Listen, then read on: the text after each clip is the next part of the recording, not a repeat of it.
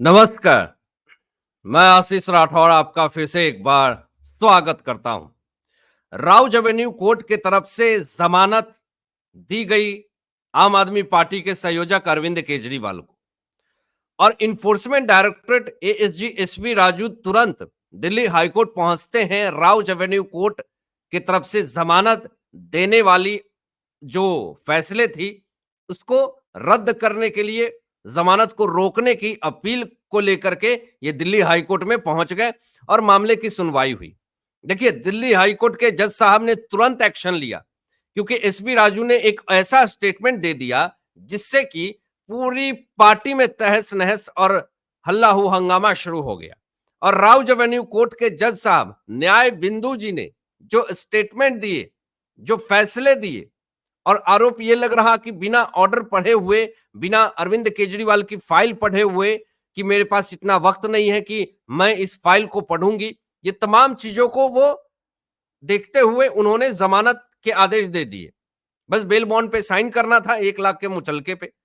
अब इससे पहले जो एक्शन लिया जाता है इन्फोर्समेंट डायरेक्टरेट की तरफ से, तो दिल्ली हाईकोर्ट ने साफ तौर पे फैसला को दोस्तों सुरक्षित रख लिया और एक ऐसा आदेश दे दिया, एक ऐसी कड़ी फटकार दे दी कि आम आदमी पार्टी को जो ये उम्मीद थी, सीएम हाउस के बाहर जो पटाखे छूट रहे थे, वो सब धरा का धरा रह गया क्योंकि समय से पहले खुशियां मनाने का इनका शुरू से रहा है नीति।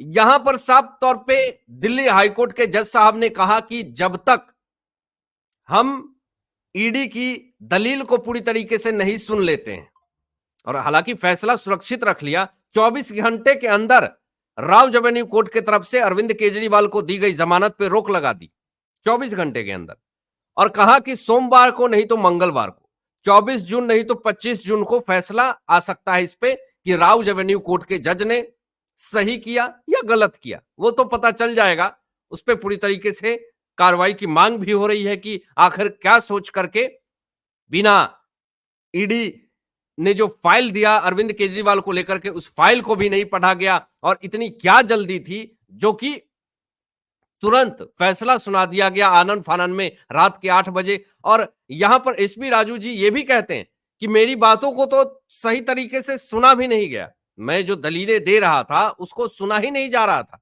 तो फिर मैं अपनी बातें कैसे रखूंगा। आप खुद बताइए दोस्तों कि अगर आप वकील हैं और आप अपनी दलील जब नहीं पेश कर पाएंगे और आप जज हैं, तो जज साहब फैसले पे कैसे पहुंच सकते हैं जब तक आपकी बात पूरी सुनेंगे नहीं। तो यही पूरा तो स्टेटमेंट था एसपी राजू जी का, जिसपे सहमति जताई दिल्ली के हाईकोर्ट ने, और दिल्ली हाईकोर्ट भी अगर नहीं सहमति जताएगी तो इन्फोर्समेंट डायरेक्टरेट सुप्रीम कोर्ट पहुंचेगी, वहां जाकर के भी ये गुहार लगाएंगे। तो दोस्तों देखिए जरा यहां पे जो झटका मिला है आम आदमी पार्टी को, अरविंद केजरीवाल को हाईकोर्ट ने नोटिस जारी कर दिया है। अब देखिए, नोटिस जारी करने का मतलब साफ तौर पे यही है कि मंशा साफ तौर पे दिख रही है कि दिल्ली हाईकोर्ट अरविंद केजरीवाल को बड़ा झटका देने वाली है। जमानत का इनको ज तक नहीं मिलने वाला है, तो जमानत के लिए जो ये गुहार लगा रहे हैं, इसमें तो कहीं भी छूट दिखती हुई नहीं दिख रही है। और भी आने वाले समय में मुश्किलें जो हैं वो और ज्यादा पैदा होंगी आम आदमी पार्टी की।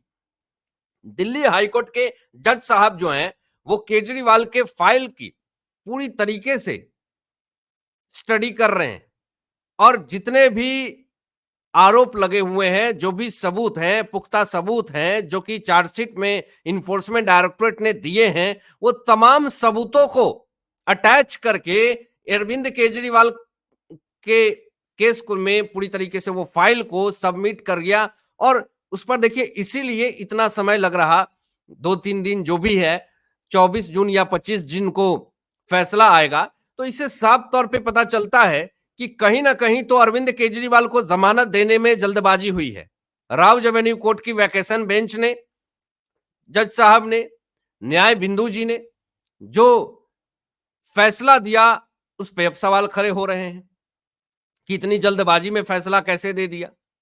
अब देखिए दोस्तों, कुछ ऐसे वर्डिक्ट मैं आपको दिखा रहा हूं, कुछ ऐसी बातें दिखा रहा हूं जिससे कि आम आदमी पार्टी जो है वो पूरी तरीके से कटघरे में खड़ी हो गई है। जरा देखिए, सबसे पहले तो मैं ये बता दूं कि शराब नीति केस में अरविंद केजरीवाल अभी रिहा नहीं होने वाले हैं। ये बड़ी और ब्रेकिंग खबर आ रही है अभी-अभी, और हाईकोर्ट ने भी सुरक्षा फैसला को सुरक्षित रख लिया है। ईडी जो है अरविंद केजरीवाल के रिहाई को लेकर के इसका पूरी तरीके से विरोध कर रही है, और अरविंद केजरीवाल के वकील हमेशा की तरह इस बार भी वही बोले कि वे कोई आतंकवादी नहीं है। इसके पहले भी बहुत बार स्टेटमेंट अभिषेक मनु सिंघवी चौधरी जी, ये तमाम लोगों ने कह रखा है, यहां तक कि सुनीता केजरीवाल और खुद अरविंद केजरीवाल ये बात कह चुके हैं कि मैं कोई आतंकवादी नहीं हूं। अरे भाई, आप आतंकवादी नहीं हैं तो फिर आतंकवादी आतंकवादी क्यों कर रहे हैं? आतंकवादी को ऐसे नहीं रखा जाता है। आतंकवादी की तो बातें भी नहीं सुनी जाती हैं, आपकी तो बातें सुनी जा रही हैं। आपके तो वकील कोर्ट में दलीलें पेश कर रहे हैं। आतंकवादी को इतना नहीं दिया जाता है प्रेफरेंस, छूट, कि वो अपनी वकील हायर करके दलीलें दे सकें।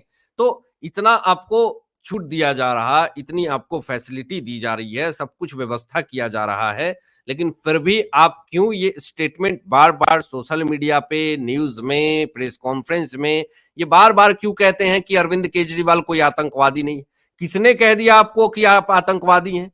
अरे आपको तो आरोपी लोग कह रहा है कि आपने ये भ्रष्टाचारिता करी है, उसमें आपका नाम हुआ है, नाम आया है और उस पर इन्वेस्टिगेशन हो रही है। जज साहब जो फैसला देंगे वो सराखों पर। लेकिन आतंकवादी तो आज तक बीजेपी के किसी नेता ने नहीं कहा, आतंकवादी तो किसी भी इंसान ने आपको नहीं कहा। आप खुद कह रहे हैं, आप खुद ये बता रहे हैं दुनिया को कि अरविंद केजरीवाल कोई आतंकवादी नहीं है। आतंकवादी वाली बात आ गई कहां से? आतंकवादी वो होता है जो आतंक फैलाता है, विस्फोट करता है, धमाका करता है। आप तो देश को खोखला कर रहे थे, तो इसको आतंकवादी नहीं, आरोपी कहते हैं। तो ये थोड़ा-सा मिस्टेक हो गया है यहाँ पर आम आदमी पार्टी के लोगों से। अब देखिए, यहाँ पर एसबी राजू जी ने बहुत ही तगड़ा स्टेटमेंट दिया कि अरविंद केजरीवाल की जमानत पर रोक लगा दी गई है और 2-4 दिन में जो है वो अंतिम आदेश आ जाएँगे। जमानत याचिका रद्द करने पर सुनवाई जो है वो हो रही है, और इस मामले में अरविंद केजरीवाल की फाइल जो है वो इत्मीनान से पढ़ा जा रहा है, और इस संबंध में अरविंद केजरीवाल को नोटिस भी जारी किया गया है।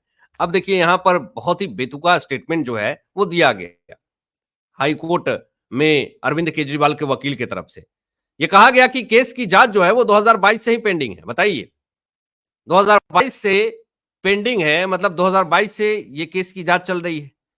और अगर शुरुआती दौर में ही अगर जांच चल रही होती और अरविंद केजरीवाल को 2022 में ही गिरफ्तार कर लिया गया होता, तो फिर ये लोग तो सीधा कहते हैं कि इनकी मंशा अरविंद केजरीवाल को गिरफ्तार करने की है। इनको तो खुश होना चाहिए कि चलो 2022 में इस मामले की जांच हुई और 2 साल बाद अरविंद केजरीवाल की गिरफ्तारी हुई, क्योंकि सबूत आए, इनका नाम आया। शुरुआती इन्वेस्टिगेशन में इनका कहीं नाम नहीं आ रहा था, इसलिए जिसका जिसका नाम आ रहा था उनको गिरफ्तार किया जा रहा था। अब देखिए, यहां पर ये भी ये कह रहे हैं, इनको गर्व महसूस हो रहा है कि सुप्रीम कोर्ट ने अंतरिम राहत इनको दिया था 21 दिन के लिए और 2 जून को सरेंडर करने के लिए कहा था। ये तो 2 जून को सरेंडर कर देते हैं। देखिए इनके अंदर कितना अच्छा आचरण है, ये कितने अच्छे हैं।